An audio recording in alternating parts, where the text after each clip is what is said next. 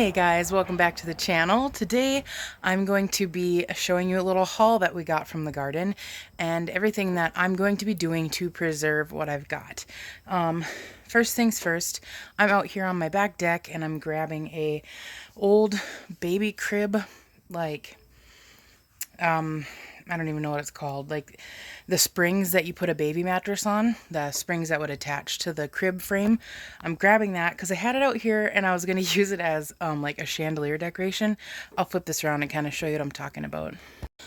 So here is the little baby crib mattress holder thing, and I had put all these lights around along it. I just strung them along, and then I was going to take this, put these four corners up like that, and just put some hooks onto my my deck here, and then let it hang over this table. So it was going to be like a chandelier light over this table for when we wanted to eat outside and everything, but we're not doing that right now. Right now I'm going to need it for all the onions I just harvested.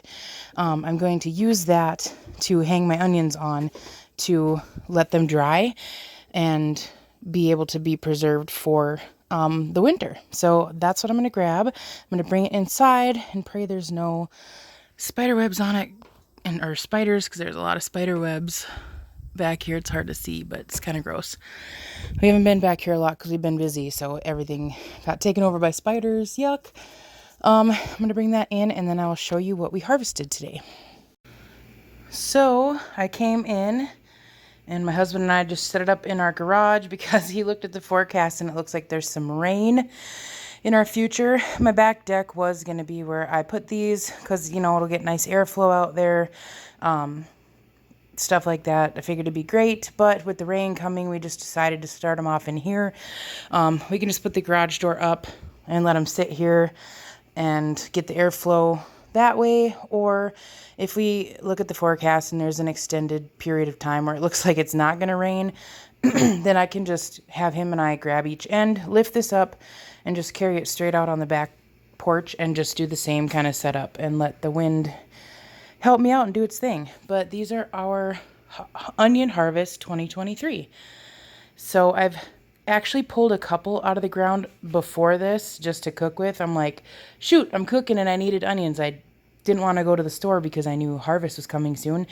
And so I didn't buy a big bag of onions, and I would just have one of the kids run out and grab an onion for me right out of the garden. So there are some that you're not seeing that I've already cooked with, but this was pretty good for our first year. I did lose a good amount to weeds and to some little rabbit or some little predator that came into the garden and took some of my starts when I had planted these, but this is what we got going on here. I think this one must be my biggest one. It is gigantic. It's bigger than a softball. It's so big. And the second one probably right there. I started with the bigger ones at the bottom because it was heavier, and I had it sitting up on my counter vertically because I started it in there and I was going to bring it out back. But when we looked at the forecast and saw rain, we moved it into here. These little teensy ones probably could have been in the ground longer and grown, but I just said the heck with it and we pulled them. I'm going to cook with them right away. This one looks like it's starting to, well, maybe not. So I'm going to cook with these probably this evening, use like 3 of them because they're small, so it'll actually equal like 1 onion. But there's the onions. We'll give you a little better view of their tops. But that's kind of what I got going on. I maybe should space them out a little bit more. I didn't know how much room I would have. But I might come back and grab some and space them out later. It doesn't hurt to mess with them. Everything I was reading is curing them like this from anywhere between 2 to 4 weeks. Some people are saying, we let ours go longer. 4 weeks is no problem. I'm just going to keep an eye on them. That's kind of the best rule of thumb as far as what I'm reading. I'll probably move them around. People say to move them around if you don't do them like this. Like if you just, you know, lean them over a fence outside. They say you want to flip them and rotate them so that they get equal drying time. You don't want to put them directly in the sun. I also read that because you can sunburn them and damage them, and that'll lead to rotting. So right now our goal is to just keep it dry, somewhat warm, and let the outer skins dry up. And when they dry up, they shrink to the bulb, and they actually create like a complete casing for the onion to keep it from rotting and getting oxygen and icky and nasty stuff in there to rot them. So another thing they said is try and leave these little root pieces on there. Don't clip them off. Don't pull them off. I got like, I think one of these bigger ones. I should probably move this one anyway. One of these bigger ones, I pulled the ends off because it's a habit. And then I read you should not do that. So all I do is I just feed their little green portion down in there. And that's it. That's literally it. And drop onions apparently too. I'll be back in for that later anyway. So yeah, I might come and move some out just to give them better airflow. You're looking for them to dry. You want to inspect them, make sure none of them are molding or anything like that, because then it could transfer over to the ones it's sitting next to, and just kind of keep an eye on them when you're curing them.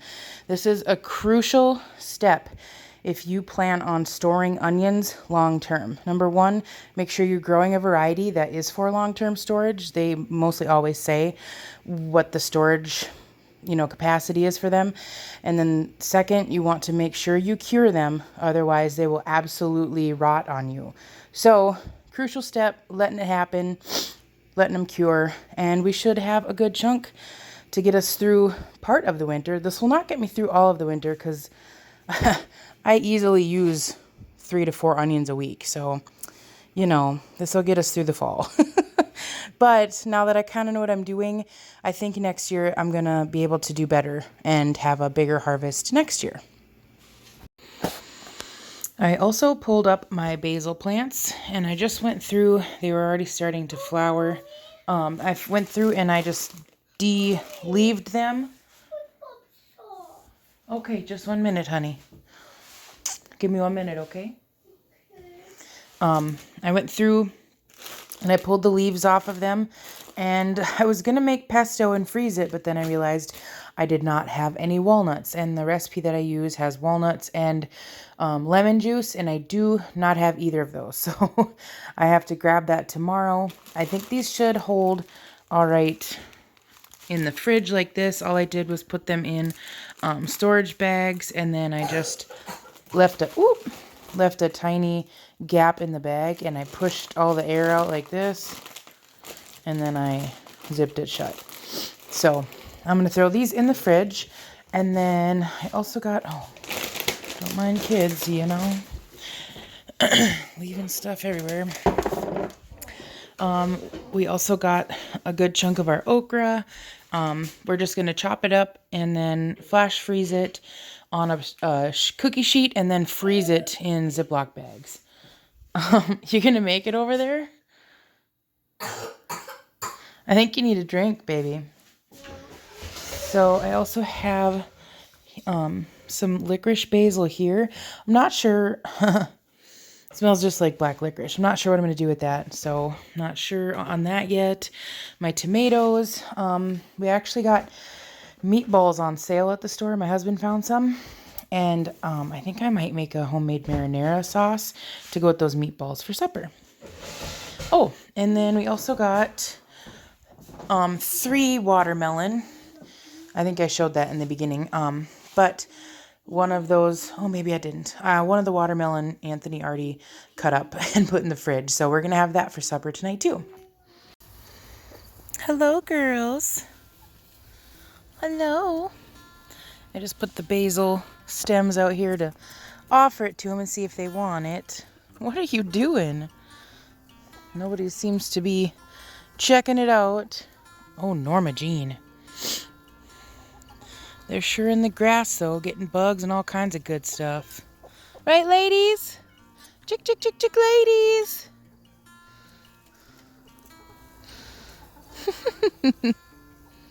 Norma. What is it, Mama?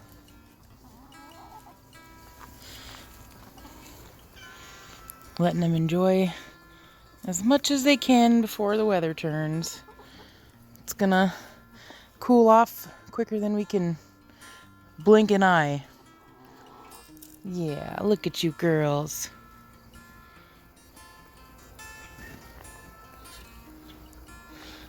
Norma, what do you think of all these chickens, huh, baby?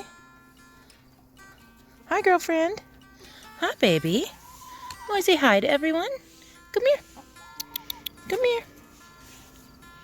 Come here, chick. Big Mama. You know it's Big Mama because she's missing those feathers on her neck. Girls. Come on, girls. I don't have any treats. I know that's why nobody's coming over here. Sorry, baby.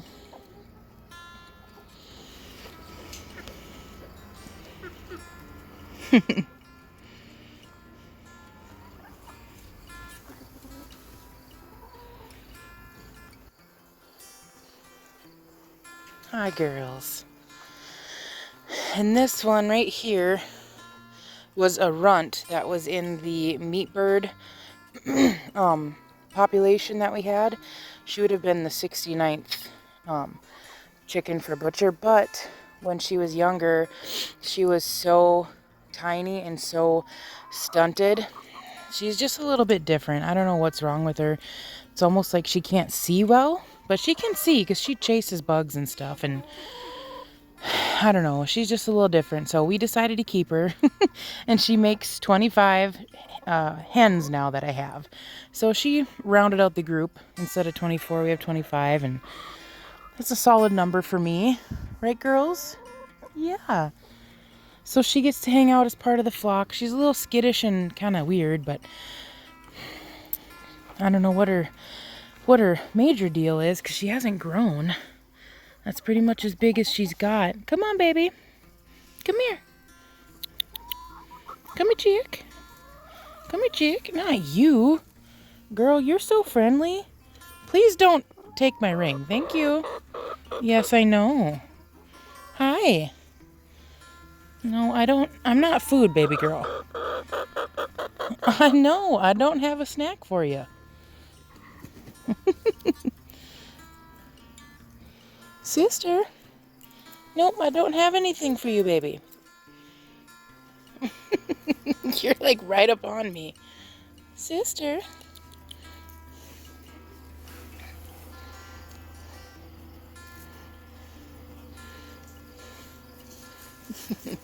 Norma Jean. What are you doing, girl? Are you the chicken guardian? Making sure the girls are safe? Alright, back inside to finish up. Better give you a little chicken show. Right, girls? Yep, no snacks. No, sweetheart, no snacks. Okay, resuming this video now, almost 2 months later, because it's November 4th. These have been sitting here curing, and they're all crusty and ready to harvest, or not harvest, clean up and put away. So I'm just pulling them out, and I'm cutting off the tops of the crusty tops, and there they all are all over the floor.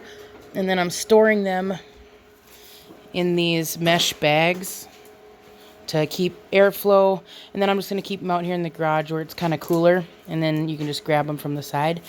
So I'm going to keep going through, and I'm going to get these all put up because we're trying to clean out the garage today. All right, we have 5 of these mesh bags filled with onions.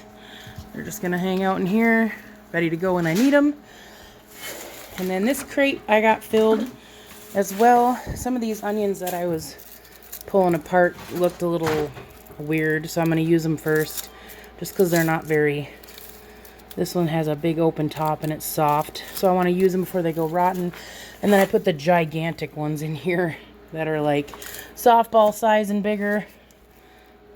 We got some super awesome onions this year, and these were the onions that I started from seed back in February. So coming up here soon, already it's going to be time to start seeds for 2024's garden. So that's what we got for onions.